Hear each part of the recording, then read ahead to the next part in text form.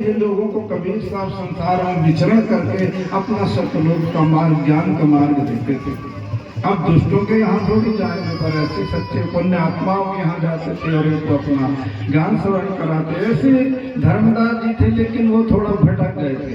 अब भटक कैसे गए थे कि उनको कोई कबीर का आत्म का ज्ञान देने वाला नहीं मिला, बस उनको मूर्ति पूजा चल रही थी। वैसे तो धर्मदास जी भी पूरे मूर्ति पूजा के पुजारी थे, मूर्ति धर करके वो पूजा किया करते थे। अब उनके प्रथम जो उनकी शिक्षा दीक्षा मिली थी वो रूपदास जी महाराज जी थे। उन्होंने अपना सगुण थे तो सगुण भक्ति उनको बताया कि इनको नहलाना कराना, जूट चिट्ठी का बंधन करना, जैसे उन्होंने सरगुण में चलता वो बताया, वही कर रहे थे। लेकिन जब तीर्थ यात्रा के लिए निकलते हैं उस समय तीर्थ यात्रा करने तो आपने 2-4 नौकरों को भी रख लिए, क्योंकि नगर सेठ थे तो उनके पास कोई नौकरों की कमी भी नहीं थी। सेवकों को रख लिए, सेवक कहना चाहिए। तो किस कोई बर्तन रखे, कोई दाल, कोई चावल, कोई बर्तन ऐसा थोड़ा थोड़ा रखे, क्योंकि उस समय गाड़ी मोटरों का आविष्कार नहीं हुआ था, तो पैदल चलना पड़ता था। और चलते चलते चलते चलते वो बनारस का 2-4 महीने के बाद बांधवगढ़ से पहुंचते हैं। वहां की कथा का वर्णन है। धर्म रूप धर्मदास थे बांधवगढ़ के माही, मध्य प्रदेश में उन्हीं बुंदेलखंड सोमाही।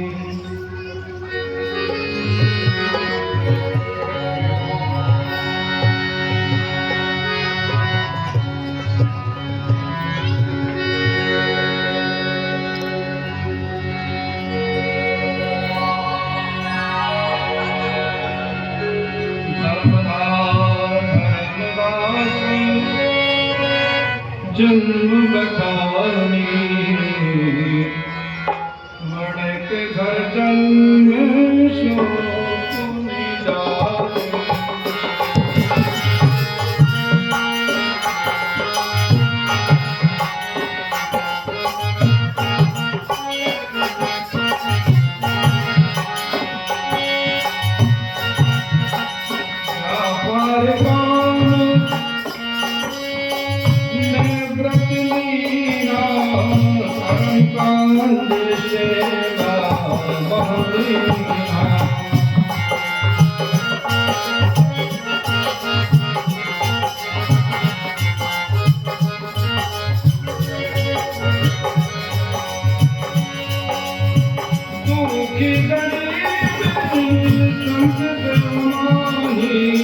पैसा खर्च करे दुनियादारी,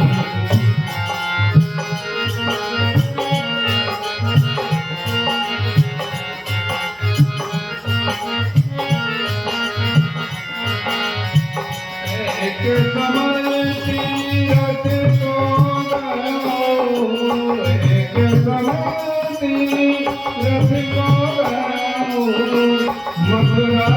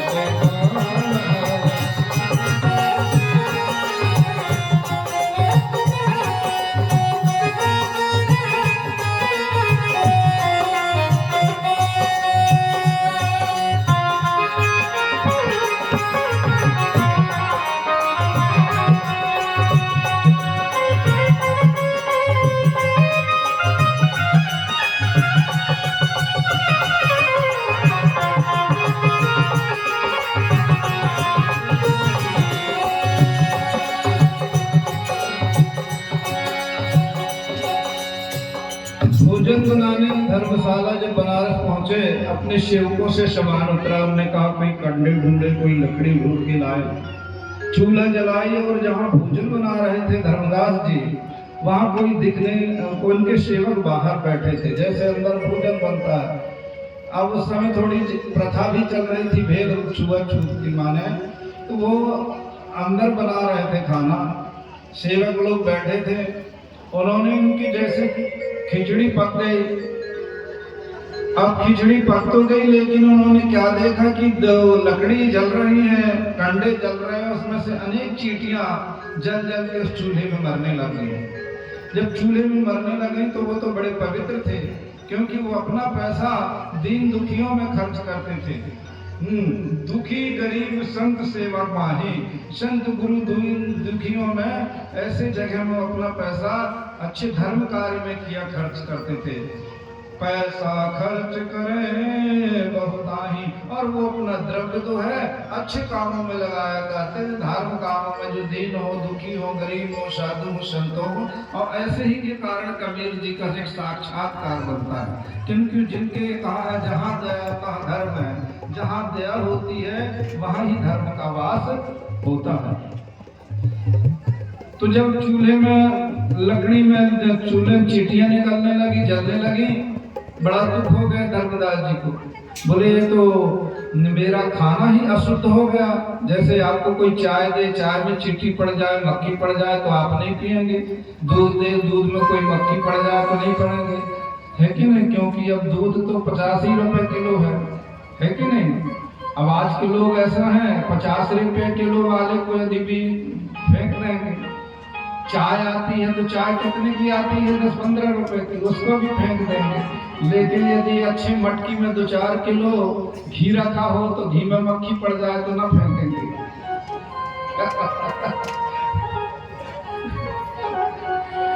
घी तो फेंकेंगे क्योंकि वो महंगा है।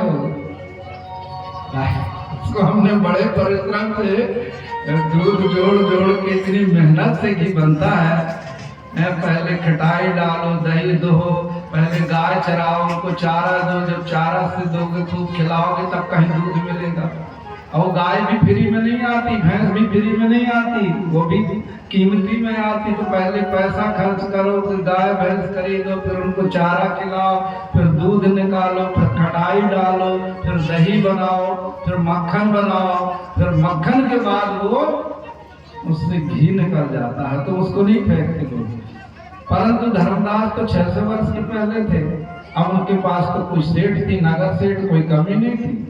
उन्होंने कहा यार ये तो खिचड़ी मेरी अशुद्ध हो गई, अब ये अशुद्ध खिचड़ी को मेरे को खाना भी ठीक नहीं और फेंकना भी ठीक नहीं। क्योंकि फेंकना इसीलिए ठीक नहीं है कि अन्नदेव है, किसी के काम में आ जाए, कोई गरीब भूखा प्यासा मिल जाए साधु संत तो उसको मैं खिला दूं।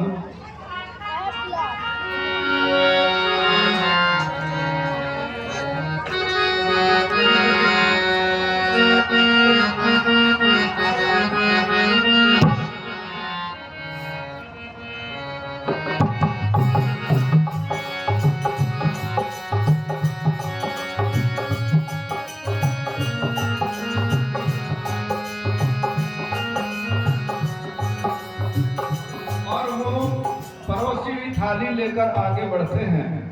जैसे आगे बढ़े तो जहाँ कबीर आश्रम था पहले उधर चौरा बना हुआ था, एक चबूतरा। कबीर जी संत वेश में बैठे थे। अब धर्मदास जी क्या जाने कि कबीर है कि पीर है कि महावीर है, संत माने संत, साधु माने संत। अब उनकी दृष्टि उसे कबीर के ऊपर पड़ी तो तुमने कहा यही साधु बैठा है, संत को उसको इसी को ये परोसी ही थाली दे दिया जाए।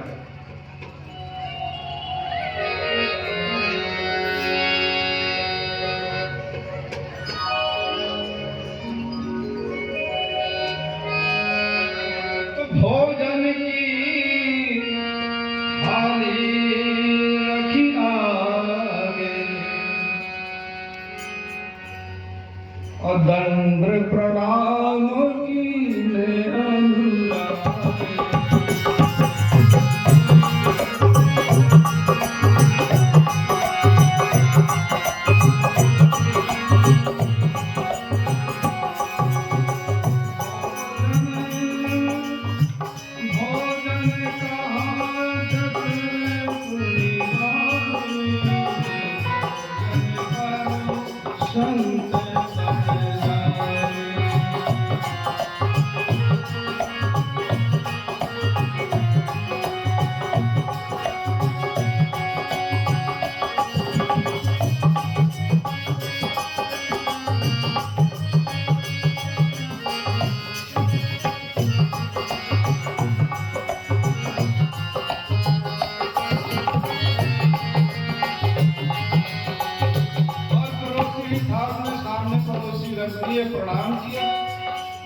संत जी भोजन कर लीजिए। अब कबीर तो घट घट के वासी थे, अंतर्यामी थे, सब कुछ जान रहे थे। अब कबीर जी ने कहा, अरे यार ये तो इतने बड़े पवित्र हैं धर्मदास, इतने शांत दिल के हैं, लेकिन जिस भोजन को इन्होंने अशुद्ध समझ लिया वो मुझे क्यों लेने आए हैं? अब इसका कारण यही है कि इनको अभी आत्मज्ञान नहीं है, ये सिर्फ मूर्तियों का ज्ञान है। जैसे हमने कल रामदत्त ब्राह्मण की कथा सुनाई थी, तो अभी आत्मज्ञान की प्राप्ति इनको नहीं है, इसीलिए ये अभी अपने जो है ये अपनी बात को छुपा के दूसरों को देना चाह रहे हैं।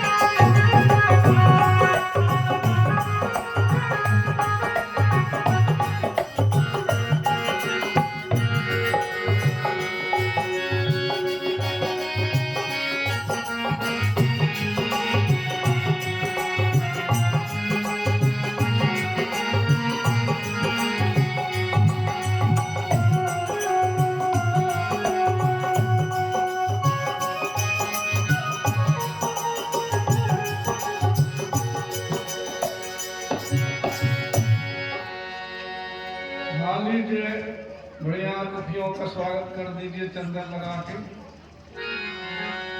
आज सबसे बड़ा मंत्र है अतिथि सत्कारम, और ये परंपरा धीरे धीरे बनानी चाहिए।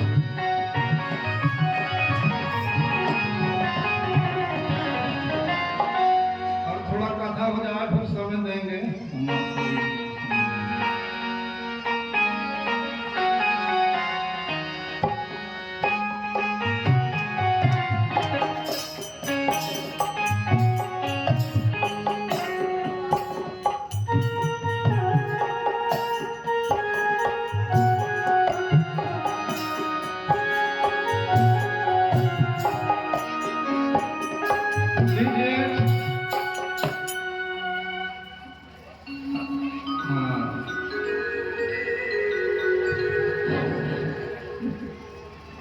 अगर जैसे गोरस में घी छुपा है, माचिस में आग छुपी, काष्ठ में अग्नि छुपी है, तो ऐसे ऐसे भी चीजें छुपी हुई है जिसको लोग ना तो पढ़ना चाहते ना जानना चाहते। लेकिन ये जनाना जो है, पढ़ना, हकीकत को छुपाना भी ठीक नहीं है। जो हकीकत है उसे क्यों छुपाया जाए?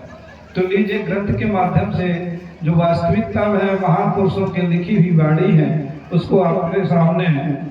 धर्मदास जी का प्रसंग है, जो कल आप लोगों ने कहा था कि धर्मदास जी का वर्णन ये परंपरा को बताएं कैसे चला, उसी को मैं प्रश्न शुरू से ले रहा हूं।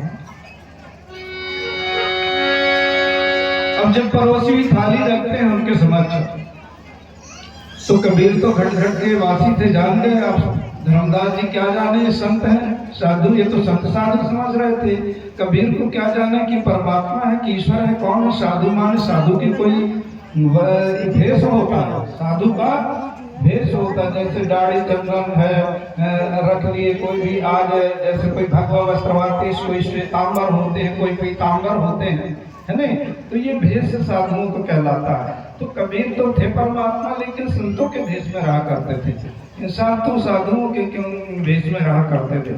तो उनके सामने जब परोसी हुई थाली रखी तो धर्मदास जी आश्चर्य में पड़ गए कि आज तक तो ये धर्मदास जी बड़े पवित्र हैं, बड़े निर्मल हैं, दीन दुखियों की सेवा करते भी हैं, संतों साधुओं की सेवा करते हैं, इन्हें प्रणाम भी किया, लेकिन जब इन्होंने इस भोजन को अशुद्ध समझ लिया तो मुझे खिलाने की कोई जरूरत नहीं थी।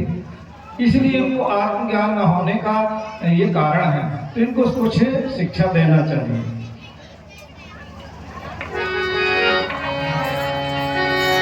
कबीर सतगुरु कबीर कहत भय एक लीला सो सो, अच्छी की मरी सजीव हो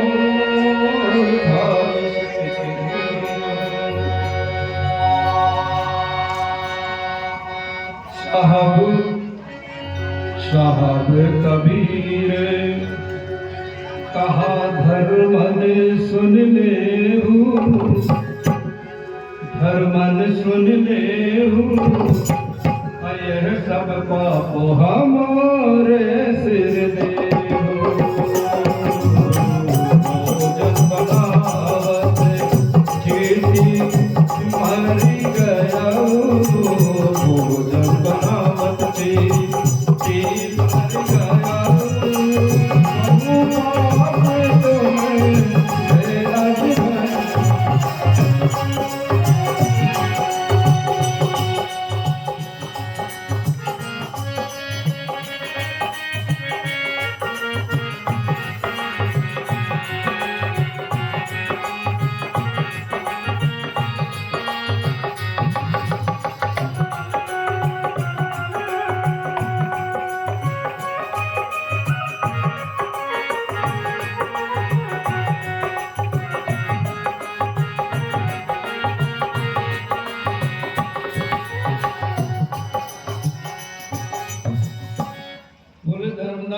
जिस भोजन को आपने अपने लिए बनाया और मुझे खिलाने आया, क्या कारण है?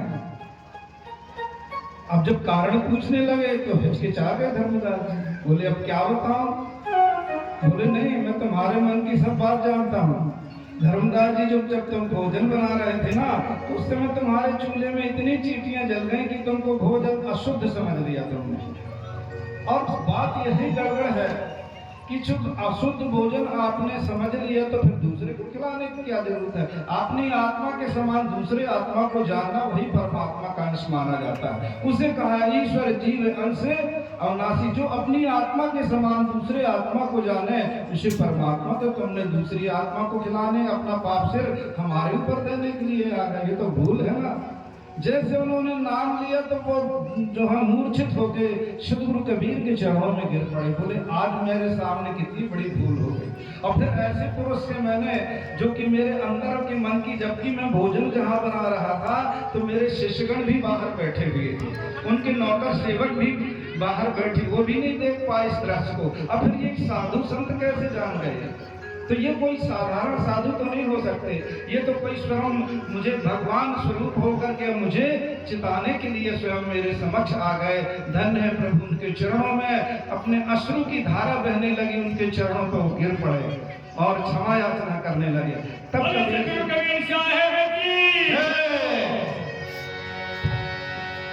बोले धर्मदास जब अधीन लीन अचीन हो गए, जब उनमें दीनता आ गई, दीनता आ गई, अचीनता आ गई, तो कबीर समझ गए कि इनको अपनी गलती का एहसास हो गया है। अब इनको ज्यादा कुछ नहीं कहना चाहिए, इनकी गलती को, इनके पाप को दूर करना चाहिए। कबीर ने जैसे अपनी सिद्धियों को आह्वान किया, तो उसमें जो परोसी हुई खिचड़ी थी, उनकी थाली जो धरी हुई थी भोजन के लिए, तो जैसे परोसी हुई, तो उन्होंने अपनी सिद्धियों के कारण उसमें एक एक दाने से इतनी जीवित चींटियां निकल आई जितनी उस चूल्हे में मरी हुई थी। बोलो धर्मदास देखो, अब ये तुमसे जितनी चींटियां मरी थी आज तुम्हारे समक्ष ये जीवित हो गई, अब ऐसी भूल कभी नहीं। तब तो धर्मदास जी को और बेहोश हो गए। क्यों हो गए कि आहो मैं तो तीर्थ करने के लिए जा रहा था संसार में कि कुछ तीर्थ करने से पुण्य की प्राप्ति होगी, साधु संतों का दर्शन होगा, उनके पुण्य कर्मों का लाभ मिलेगा, लेकिन परमात्मा तो स्वयं मेरे ही समक्ष आ गए कि जितनी चीटियों को जिनने जीवन दान दे दिया, ये कोई संत नहीं, ये तो कोई स्वयं परमात्मा है। तो इस प्रकार से उनके चरणों में गिरे पड़े रहे। फिर कबीर साहब ने दोबारा उठाया।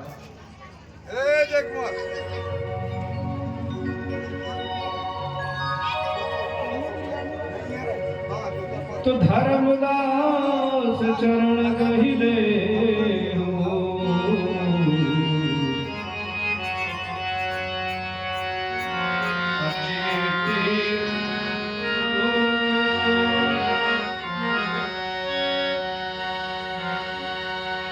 धर्मदास को अचरज लागा, हमारे नाम जाने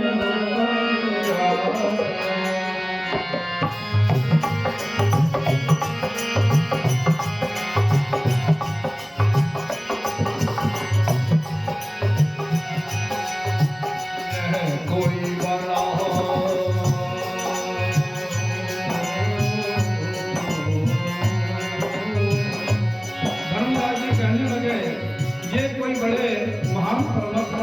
के अवतार हैं संत। बड़े संत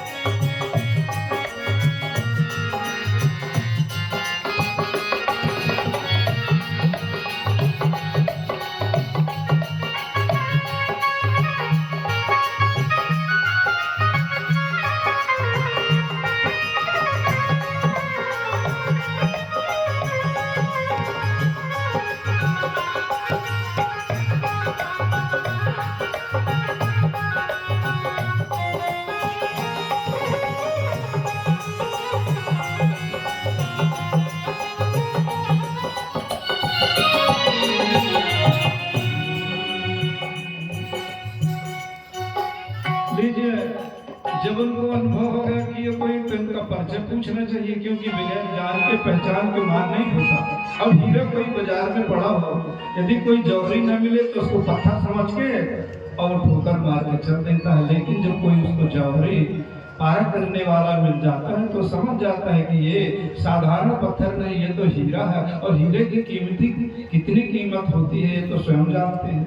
इस प्रकार से कबीर ने अपना कहा कि अब मुझे इसको अपना परिचय देना चाहिए।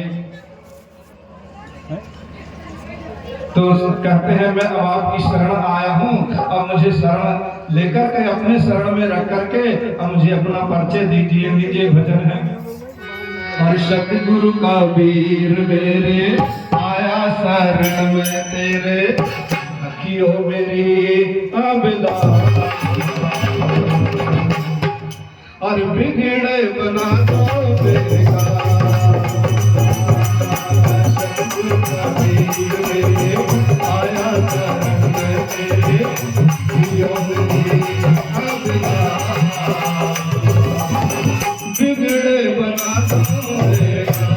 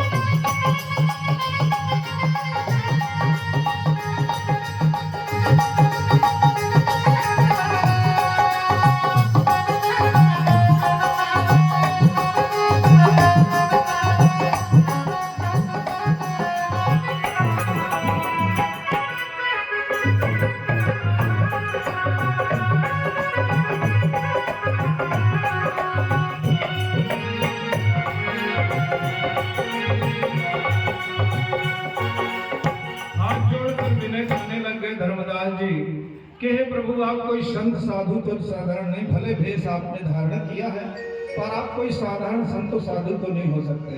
आप तो कोई मुझे ईश्वर अवतार, कोई परम ब्रह्म परमात्मा स्वरूप लग रहे हैं, इसीलिए मुझे पूर्ण परिचय अपना दीजिए। हम आपकी शरण में, हम तीर्थ यात्रा चारों धाम करने के लिए निकले थे, पर अब हमको तीर्थ यात्रा करने की अब कोई इच्छा नहीं है, क्योंकि हम पुण्य कमाने जा रहे थे।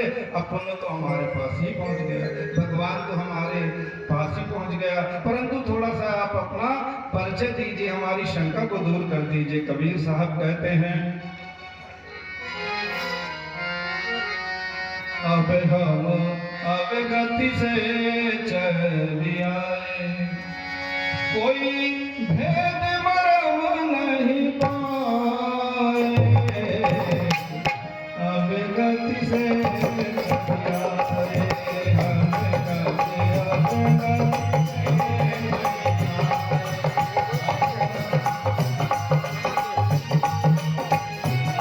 ना हम जन्मे, ना हम जन्मे, न गर्भ बसे,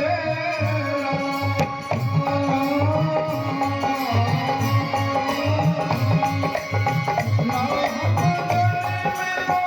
जन्मे गर्भ बसे, हना बालक कहलाए,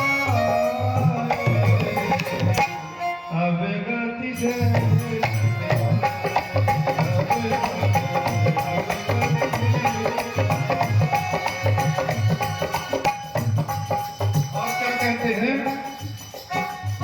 काशी लहरे,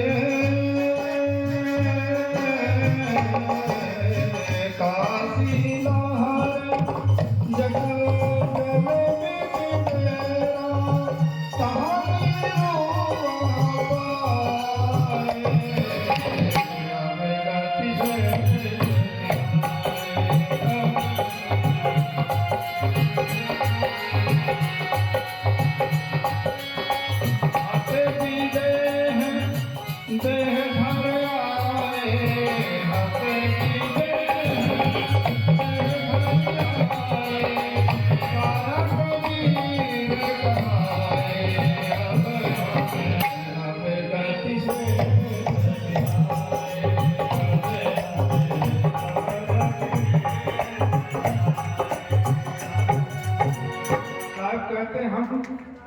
वर्तमान में तुम्हें इधर मिल रहे हैं, लेकिन हम चारों युगों में युगे युगे स्वामी हरतम दुखम, हम युगों युगों में लोगों को दुख दर्द दूर करने के लिए संसार में बार बार आते हैं। जिस तरह एक पिता अपने बालक की रक्षा करने के लिए उनके लिए अधिक धन उपार्जन करके रखता है, वैसे ही हम अपने बच्चों के सुखी जीवन के लिए चारों युग में आते हैं, उनको मार्गदर्शन अच्छा कराते हैं, अच्छी शिक्षा है, उसे हम अपने 84 लाख योनि से बचा करके अपने लोक धाम ले जाते हैं। इसीलिए हमारा जीवों को सुखी करने का ही एक उद्देश्य है। हम जो हमेशा अवगति माने अमर लोक से इस धरातल पृथ्वी पर आकर के एक बालक के रूप में हम जन्म लेकर के काशी की लहर सरोवर में आए हुए थे, क्योंकि भगवान बन के रहा है।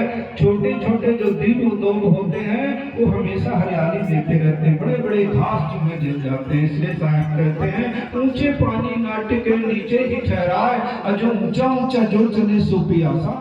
तो कबीर कि हम संसार में कुछ सब कर सकें। राम जब भगवान बन के आए तो सीता का हरण हो गया, दशरथ का हरण हो गया, वन में उनको भटकना पड़ गया। कृष्ण जी भगवान बन के आए तो उनके 1000 रानी तो एक नारी, रघुवर दुख पावा तो 16 सहस्त्र कृष्ण निर्वावा। उनके उधर भी कौरव पांडव में और दुर्योधनों में बड़े बड़े झगड़ा झंझट होने लगे, एक दूसरे के प्रति शोधक बन गए। तो ये झगड़ा झंझट वाला भगवान बनने का काम, हम तो दासा तन की अधिक महिमा, सेवा कुंड नहाइए और प्रेम भक्ति पति व्रत दृढ़ कर बहुत भोजन।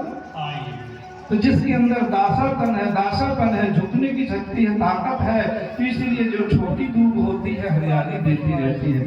तो हम छोटा बन के इसीलिए आए हैं कि दीनता भी वो लीनता भी चिंता भी हम संत वेश में इसीलिए वितरण करते हैं। ना हमारा जन्म हुआ, ना हम किसी के बालक है, ना हमारे कोई माता पिता है, ना हमारे कोई दास दासी है, ठीक है नहीं। साहब कहते हैं हते विदेश देह धन्याय, निर्गुण रूप सगुण अवतारा, जीव उबारण कारण काशी पंधारा। हम तो जीवों को उबारने के लिए अपना ये स्वरूप ज्योति स्वरूप से आकर के इन्होंने हम अपना शरीर बनाकर आए हैं। नाम और धाम आत गगन कछु नाम और धाम गगन कछु, ना मेरा कहीं कोई स्थान है, ना मेरा कोई, मैं तो संसार में विचरण करने के लिए कुछ लोगों को देने के लिए आया हूँ। शब्द स्वरूपी नाम साहिब का सोई नाम कहलाए, हमरे घर मात पिता ही, हमरे ना घर दासी। ना तो कोई हमारे माता पिता है, न दासी है, न पुत्र है, हम तो एक स्वर्ग है, जीव आत्मस्वरूपी अनंत रूपम शक्ति अनंतम। कहते हैं कि आद्य रूपम अनंत शक्तिम, दिव्य निवासम देवादिदेवम, और ज्योति स्वरूपम अखंड नमामि रूप जो नित्यम ज्योति स्वरूपम अखंड रूपम प्रदंति मोक्षम। हम तो अखंड स्वरूप है, ना हम किसी के मारने से मर सकते। 52 कसौटियां हमारे भी, 52 परीक्षाएं ली, कुएं में चलवा दिया गया, अग्नि में डाला गया, जंजीरों में बांध के सागर में फेंक दिया गया, गंगा जी में, लेकिन हमारा तो देह ही नहीं है, तो हमको मरने की जरूरत। एक बड़े भोले भाले संत थे, कबीर जी की संगत किया करते थे, कबीर साहब के साथ रहते, बड़ा अच्छा उनका पढ़ता था, बहुत अच्छा चाहते थे शिक्षक समाज। तो उन्होंने कभी एक दिन कहने लगे, कबीर जी हमको कुछ आपसे पूछना है। बोले पूछिए, क्या पूछना चाहते हैं? बोले कभी आप मरेंगे तो नहीं? बोले क्यों, मेरे मरने की तुम्हें चिंता क्यों हो गई? बोले इसीलिए कि आपका सत्संग, आपका ज्ञान इतना अच्छा लगता है कि हमको लगता है आप हमसे कभी ना बिछड़े, कभी मृत्यु ना हो। पर हमने ये भी सुना है कि इसका नाम मृत्यु लोक है, तो जो आते हैं तो मरना पड़ता है। राम चले गए, लक्ष्मण चले गए, कृष्ण मुरारी और कन्हैया चले गए, तो हमारी तुम्हारी कौन बिचारी, गगन में आग लगा बड़ा, 3 लोक में लागी आग, कहें कबीर जहाँ भई। अब जो 3 लोक में आता है तो उसकी मरना भी पड़ता है। बोले नहीं, हम तो मरेंगे ना, जब हम पैदा ही नहीं हुए तो कहाँ से मरेंगे? तो बोले फिर क्या है, आप नहीं मरोगे? बिल्कुल नहीं मरेंगे, और मरना है तो हमसे पहले राम को मरना पड़ेगा। कि मरे तो हम मरे, कि राम मरे तो हम मरे, नहीं तो मरे बलाए, अविनाशी का बाल का मारा गया। ये YouTube में देखिएगा, आप सब बड़े बड़े जो प्रवचनकारी लोग हैं, कथा कबीर सिंह इसी में सुनाते हैं। उन्होंने कहा अविनाशी जो जब हम जन्मे नहीं गए तो मरेंगे कहाँ से। हम ये जरूर है कि हम यदि मरना है तो आत्मा मरती है, शरीर तो मरता नहीं है। हमारा जब समय आ जाएगा 120 वर्ष के बाद तो हम अपने देह में सतलोक चले जाएंगे। हमको कोई शरीर चलाने की जरूरत नहीं, तुम भले क्रिया करते हो। हम जैसे आए हम ऐसे सदैव लेकर के चले जाएंगे। तो मरते वहाँ जो जन्म लेते हैं तो हमारा तो जन्म ही नहीं हुआ, हम कैसे मरेंगे। तो हमसे पहले राम को मरना पड़ेगा, माने आत्मा राम हो, आत्मा हमको मरना पड़ेगा। तो संत लोग हंसने लगे, बड़े उनको खुशी मिलती थी। कबीर जी के ज्ञान में बड़े लोग जो है बड़े आनंद लिया करते थे। बोलो शरण सद्गुरुदेव भगवान की जय।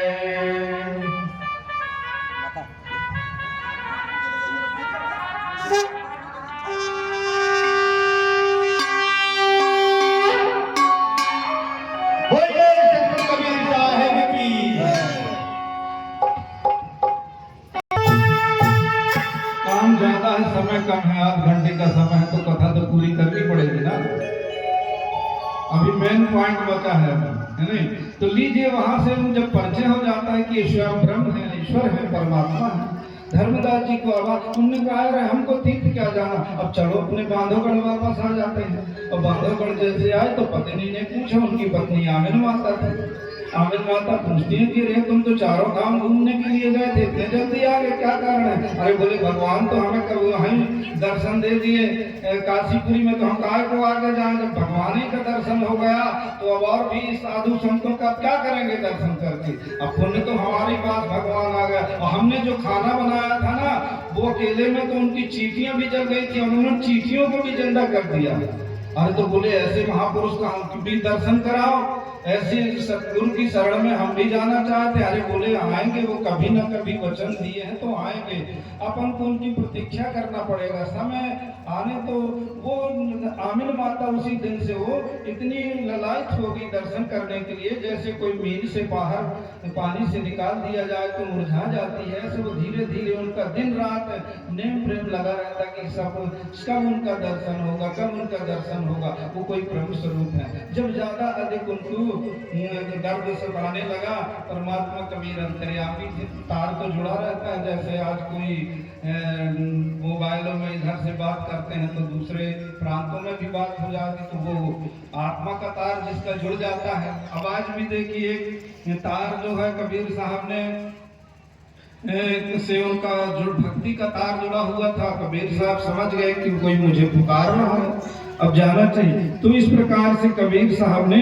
उनके धर्मदास जी के निवास पर आकर के और उनके गृह में आकर के और उनको ये मार्गदर्शन कराया था और उनको जो है दीक्षा दिया था, अधिकार में पूजा का पाठ करके। जब तभी से चौका आरती चला है कि नहीं। और जब धर्म, क्योंकि पहले वो जो थे सगुण उपासक थे, मूर्ति पूजा करते थे, तो उनको बोले कि भाई यदि तुम दीक्षा लेना चाहते हो तो पहले अपने गुरु से आज्ञा लेके आओ, क्योंकि तुमने तो सगुण मंत्र लिया। तो देखिए सगुण में से निर्गुण में आने की व्यवस्था है, और यही आदमी मार खा गया कि एक ही पंथ से दोबारा दीक्षा नहीं दी जाती। फिर तो कहा कि गुरु की निंदा सुन ही जो काना, गौ घात मम पावे, पाप का हत्या गौ का कानून में श्रवण करने से लग जाता है। पर लगाने, नारद जी ने गुरु पे पर लगा दिया था तो 84 लाख उनको भोगना पड़ा था कि गुरु भी बना ली और पर भी लगा दिया तुमने। तो वो शब्द पे पर, क्योंकि कबीर पंथ में सबसे बड़ा शब्द कबीर का है। राम सगुण में राम का है, या उनके ब्रह्मा विष्णु महेश के शब्द बड़े हैं। पीरों में महावीर मोहम्मद अकबर का, मोहम्मद का बड़ा नाम है। यीशु मसीह में जो है क्रिश्चियन में यीशु मसीह का नाम है। तो इस प्रकार से अपने अपने इष्ट देवों की नाम ही आदि। इसीलिए तुलसीदास जी ने लिखा कलियुग केवल नाम अधारा, सुमर सुमर नर उतर ही पारा। साहिब ने के शास्त्रों में लिखा है कि धर्म न पावक जल सके, ज्ञान न सिंधु समाय, अपुत्र न अबला कर सके, नाम ही काल ना काल ने किसको नहीं खाता जो नाम से लगे रहते हैं। तो जिसको एक पंथ से एक बार दीक्षा हो जाती है तो उसमें पर लगाने की जरूरत। तो पहले सगुण थे वो, तो बोले आपके गुरु यदि आदेश दे दें तो मैं अपने आत्मज्ञान का तुमको शत्रुघ्न का नाम दे दूं, अमर लोक का जो आज भी दिया जाता है, जरा अमर दिया जाता है लोगों को नाम। तो बोले अभी तो तुमको 3 लोक का नाम मिला है, सगुण में वैकुंठ तक का नाम मिलता है, अब तुम सप्तलोक अमर लोक आत्मज्ञान चाहते तो गुरु से। तो रूपदास जी महाराज जी के पास जाते हैं, उनसे निवेदन करते हैं कि मुझे आत्मज्ञान की प्राप्ति चाहिए। तो बोले भाई हम तो सगुण उपासक है, मूर्ति पुजेरी है, और आत्मज्ञान के पुजेरी तो साहब कबीर है। तो बोले आपकी आप बिल्कुल यदि सर्वगुण से निर्गुण में जाने की व्यवस्था है, लेकिन निर्गुण से बड़ा कोई मंत्र नहीं होता है, कबीर से बड़ा फिर संसार में कोई मंत्र नहीं है, क्योंकि सगुण से बड़ा निर्गुण है। तो सगुण में राम नाम, निर्गुण में कबीर नाम। कबीर नाम सबसे बड़ा, जो नर कर विश्वास, और भव सागर से पार उतर गए कर कर पुनि विश्वास। अब कबीर की ही कंठी तोड़ दोगे तो कौन सा कबीर का मंत्र देंगे तुम? का 10 कबीर हैं, एक ही तो कबीर है। तो इसी प्रकार से अज्ञानता का लोगों ने बहका दिया, अपनी वोट बढ़ाने के लिए बहका दिया लोगों को, अपने आश्रम को बढ़ाने। हम लोग भी जाकर के वहाँ ये चर्चा किए थे, दावा खेड़ा एक बार जब आए थे, बोले आप अभी तक नहीं आए। हमने कहा क्या आया? तुम्हारे चेला यहाँ जो बड़ी कंठी बांध लेते हैं तो बड़े गुरु के कहलाते हैं, आप धनवान हैं भाई, आप पैसे वाली हैं। बोले ये लोग मूर्ख हैं, ये समझते नहीं। तो मैंने कहा बड़ी कंठी बांध दिए हो तो कहते हैं छोटे बड़े का भेदभाव लगा रहे हैं, है कि नहीं? तो उन्होंने कहा ये कुछ और कहा था, हमसे बहुत कुछ चर्चाएं हुई थी पर हम वो बताना नहीं चाहते थे। उन्होंने कहा ये सब गुरुद्रोही माने जाते हैं, जिनको अपने नाम पर, कबीर के नाम पर विश्वास न हो तो कहाँ ढूंढोगे? मुझे कहाँ ढूंढे रे बंदे, मैं तो तेरे ना तीरथ में, ना मूर्ख में, ना काशी कैलाश में, ना मैं भवन गुफा में रहता, नहीं एकांत निवास में, ना मैं क्रिया कर्म में रहता, नहीं योग संन्यास में, खोजी हो तुरंत मिल जाऊं केवल की तलाश में।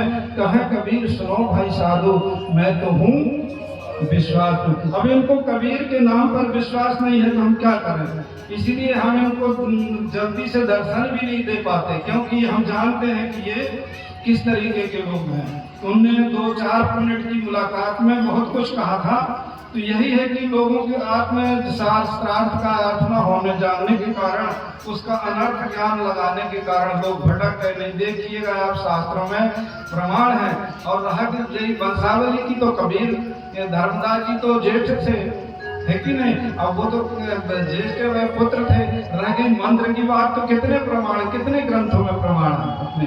उनने कहा, हमारी चर्चा हुई थी तो हमने कहा आप भी छपाइए, आप भी प्रचार कीजिए। नारायण दास जी को तो यहाँ भी आए थे जब दामा खेड़ा वाले, तो यही ग्रंथ रखा गया था, दिखाया गया था। तो हमने कहा भी जो गलत प्रचार करते हैं उनके पंजे छीनने जाए, है कि नहीं? यही शब्द कहा था कि गुरु शब्द ही बड़ा होता है। कैसे कोई बड़ा मंदिर बनवा लिया जाए तो फोटो तो वही रखी जाएगी भगवान की ना, चाहे करोड़ों का बनाओ, चाहे 100-200-400 रुपए का बनाओ, मूर्ति तो वही होगी।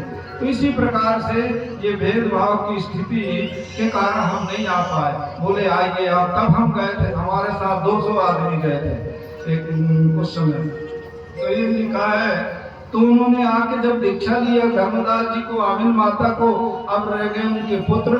तो पुत्र ने नारायण दास जी ने कहा कि देखिए पिताजी, अपन तो अभी सगुण वाले हैं, उपासक वाले हैं, थोड़ी समझ लें कबीर जी। अब कबीर जी को परिचय तो धर्मदास जी को मथुरापुरी में हो गया था जब वो चीटियां जीवित किए थे।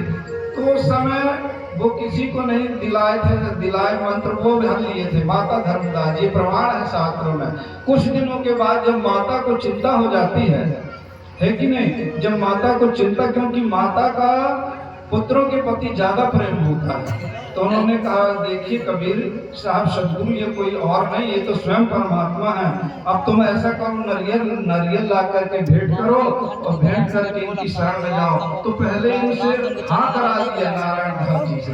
बोले आएंगे तो आप लोगे कि नहीं? बोले आप ले लेंगे। तब फिर कबीर साहब को आमंत्रण किए कि अब मेरा जो है ज्येष्ठ पुत्र वो तैयार हो गया। तो लिखा है वहां की नारियर नारायण नरियर कर लाए, अभाव सहित पुनि भेंट चढ़ाए। नरियर लेकर उनको हृदय से भेंट चढ़ा करके और उनसे आदेश दिया और कहा, तब नारायण दीक्षा ली, तिनका तो बंद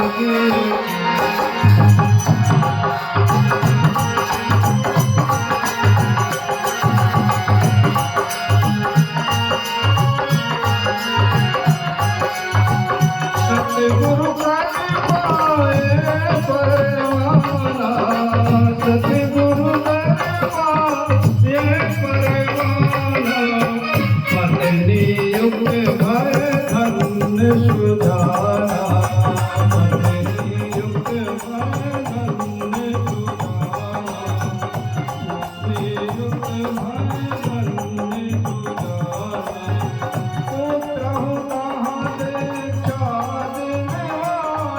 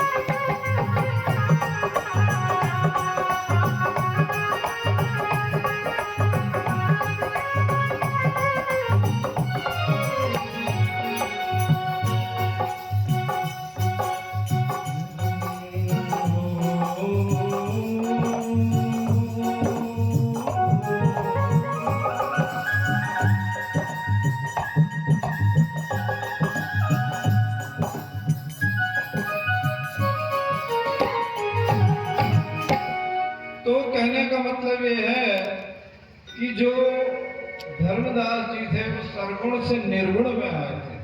उन्होंने एक ही पंथ से दोबारा, और यही लोग भ्रमित हो गए हैं कि दोबारा, तो एक ही पंथ से एक बार दीक्षा। जैसे कबीर पंथ में सत्य नाम पड़ा है, सत्य नाम को सुमर के तर गए पतित अनेक, और जाते कबहु न छाड़िए सत्य नाम की टेक।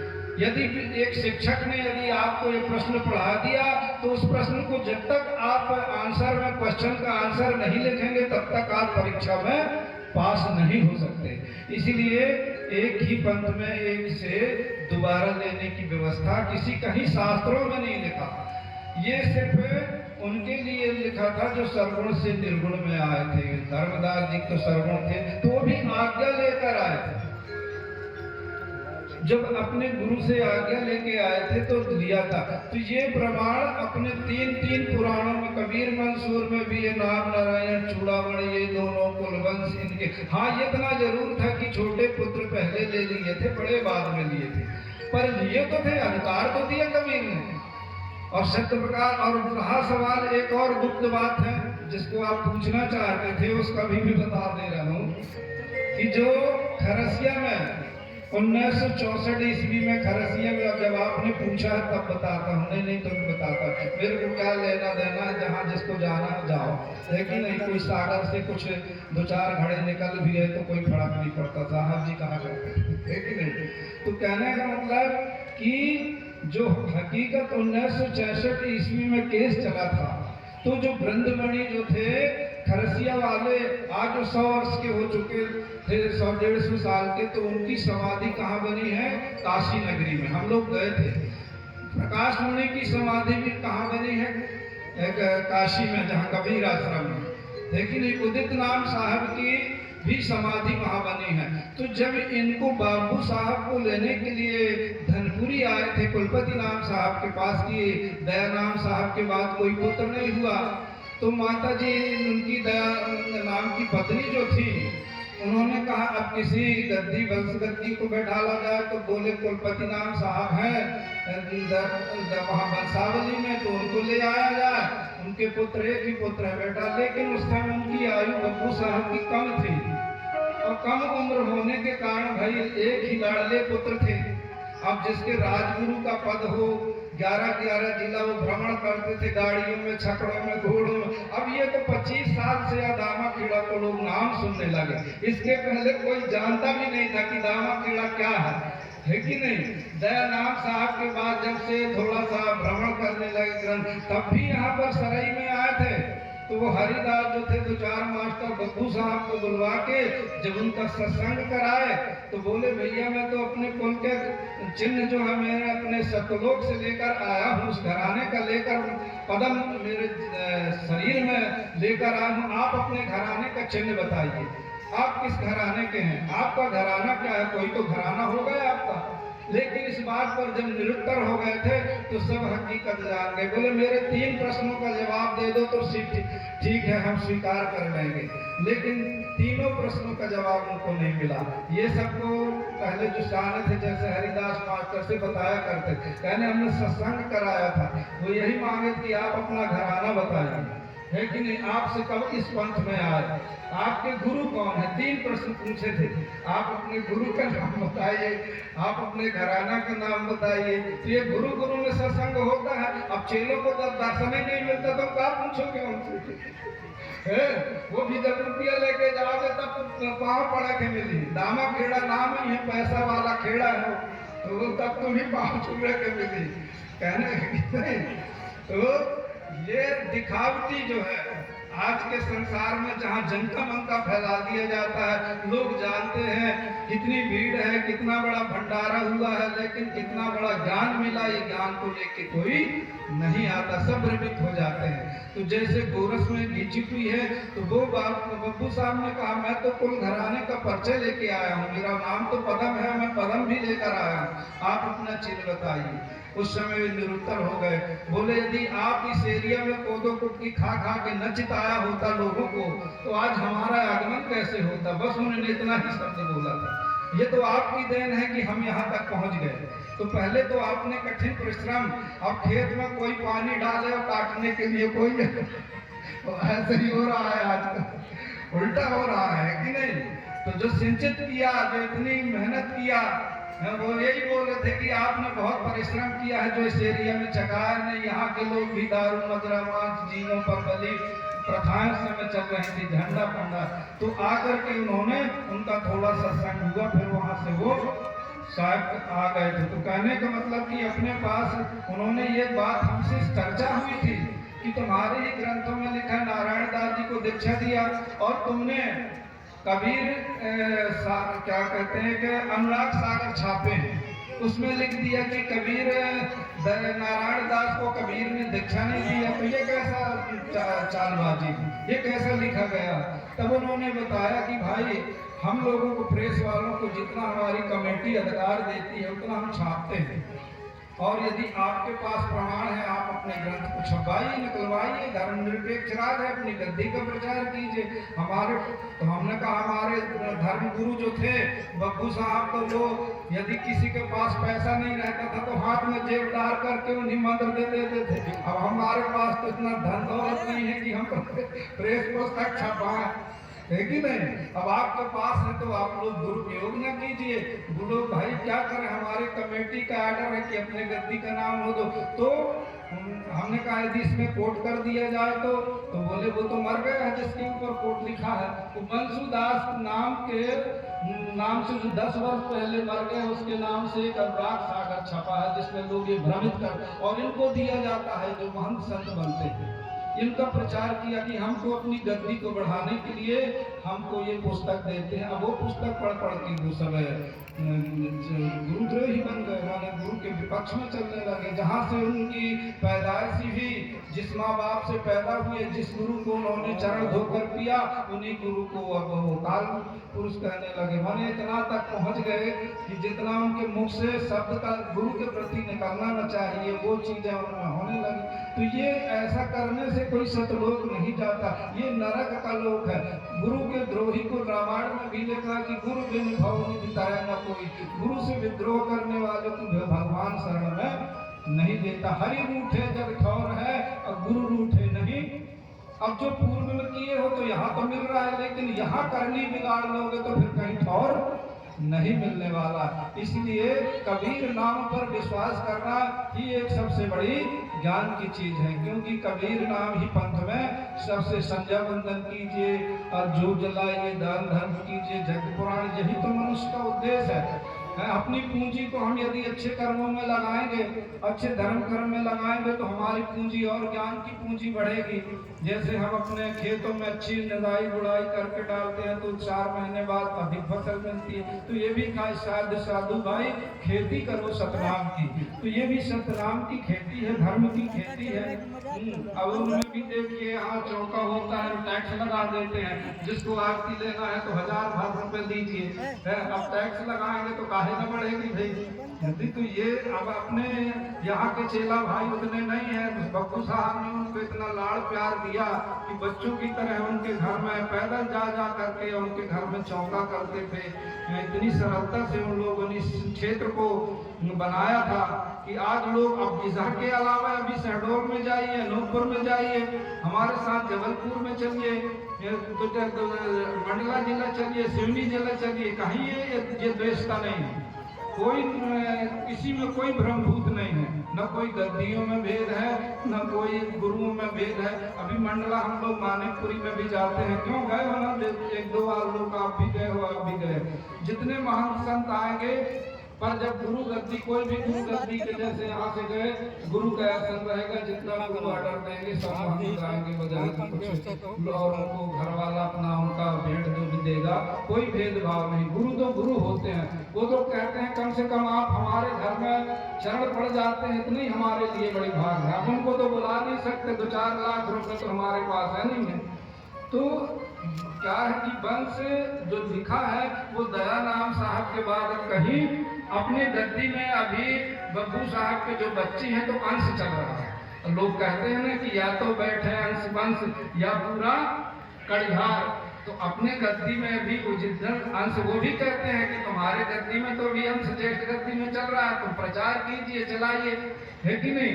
तो हमको ये आभास हुआ कि आगे थोड़ा सा कोई शास्त्र में लिखना चाहिए। इसी के कारण हम एक बार अपने यहाँ बैठक कराए थे ना, है नहीं, कि चलो ये शास्त्र लिखें। अब लिखने का टाइम तो बरसात में मिलता है, अभी तो प्रचार प्रसार साहब का चल रहा है।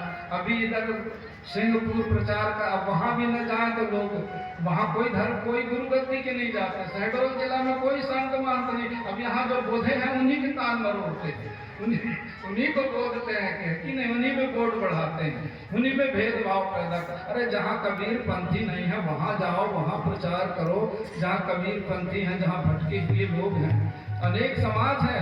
अभी शहडोल जिला में काची है, कुर्मी है, साहू है, बुनकर है, जहाँ तुम्हारे समाज के लोग बहुत समाज हैं, तो कहीं भ्रमबद्ध नहीं है। और यहाँ गद्दी है तो यहाँ बस छोटा कट्टी पहन लिया तो छोटे गुरु के हो गए, बड़ा कट्टी पहन लिया तो बड़े गुरु के हो गए, सुख लोग है कि नहीं। तो ये ब्रह्मभूत जो है ये बस डिंडौरी के आसपास ही देखने को मिलता था, क्योंकि इन लोगों ने कहा भी दिए तले भी अंधेरा होता है कि नहीं, जहाँ ज्ञान है वही अंधेरा। तो ये हकीकत है कि कबीर साहब ने सभी शास्त्रों में इसमें भी दिया है, क्योंकि इसको जब ग्रंथ उतरे नीचे निकलेगा तो पढ़ लीजिएगा। जो वहाँ के ग्रंथ मुनि थे इन्होंने इधर नाम रखा लिया, जो वहाँ के प्रकाश मुनि थे इन्होंने अपने पुत्र का रखा दिया। अब जो वहाँ के उदित नाम साहब थे खरसिया वाले, तो ये इनका नाम उदित नाम साहब। तो नाम तो चाहे कुछ भी रखा लो, पर हकीकत तो ये है कि ये वंश है ही नहीं है। है कि नहीं भाई? जो जब कोई बुच्च पैदा होते हैं तो वंश कहलाता है। हाँ, इतना जरूर है कि जो गुरु गद्दी में बैठ जाते हैं वो गुरु ही गुरु कहलाते हैं। वही उनको सब समझ लीजिए, आप जो भी समझ लीजिए, मुक्ति मार्ग समझ लीजिए, उनकी सेवा कीजिए, पूजा कीजिए, ऐसा कुछ नहीं है। गुरु सर्वश्रेष्ठ होता है। जैसे प्रधानमंत्री की गद्दी में कोई बैठ जाए तो प्रधानमंत्री आज मोदी है, कल सब दिन मोदी थोड़ी बैठे रहेंगे, है कि नहीं? तो जो गद्दी में बैठ जाता है गुरु का सम्मान होता है, गुरु का स्थान ही बड़ा होता है। उसमें चर्चा नहीं करना चाहिए कि किसको, अरे तुम आजाम पुरखों की तो तुम जानते नहीं है, तुम पड़े हो उनके पीछे, तुम अपने भविष्य को मत खराब कीजिए। कबीर के वचनों पर जो है, कबीर ने संसार, अभी उस टाइम में काला सम्मान शिव की कथा निकली। अब जब उनको सारे संसार को दीक्षा दिए हैं तो क्या उन्हीं के बच्चे को नहीं देंगे?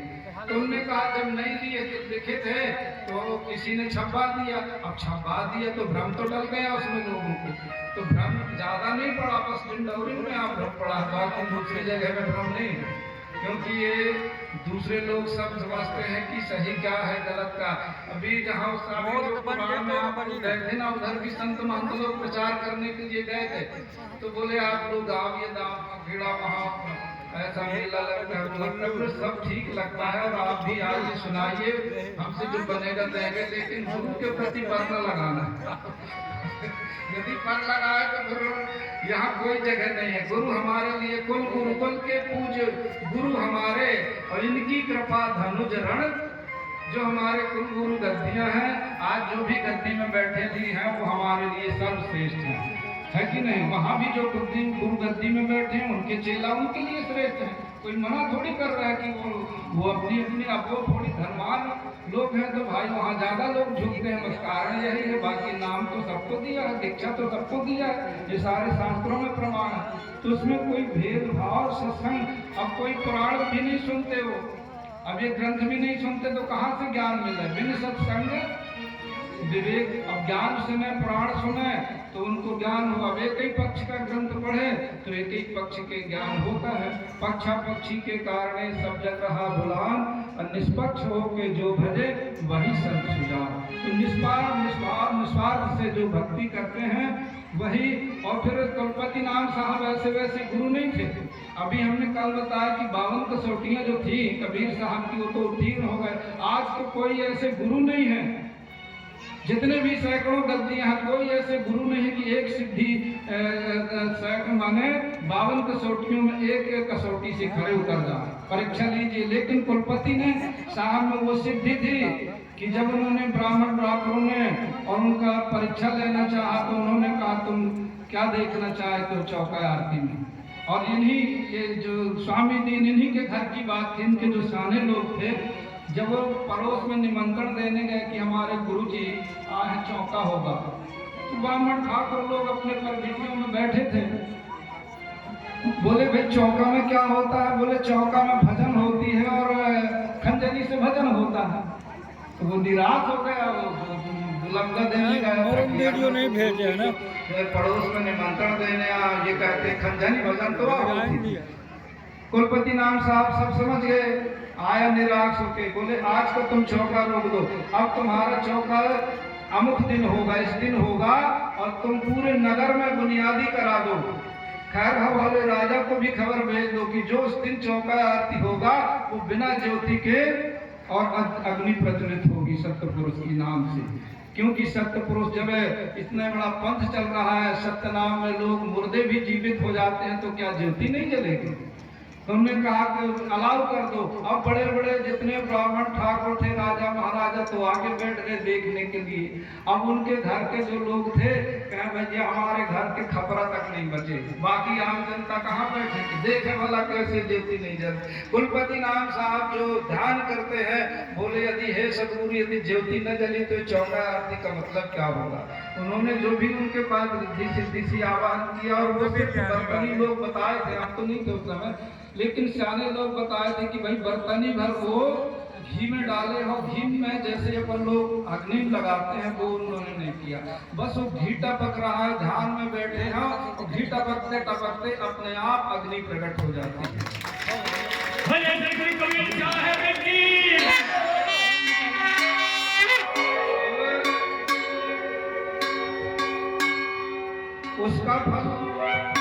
उसका फल आज हमको मिल रहा है। ये उनकी देन है, उनने इतना प्रचार प्रसार कर दिया।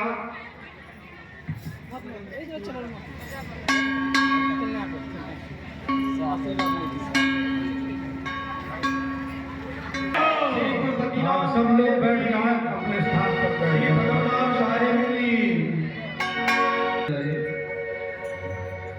इसके बाद जब चेलों की परीक्षा पूर्ण हो गई तो आज उनके नाम से हम गांव-गांव में जाकर के महीनों भर कार्यक्रम आनंद पूजा होती है और यज्ञ होने लगे, पुराण होने लगे, कितने धनपुरी में होने लगे हैं। और उस एरिया में इतना उन्होंने लोगों को सत्यनाम की ज्योति आरती का महत्व बता दिया, सत्यनाम का महत्व बताया कि आज उनके नाम से जो है लोग घरों में ज्योतियां जलवाते हैं, पूजाएं करवाते हैं, आनंदी चौका कराते हैं।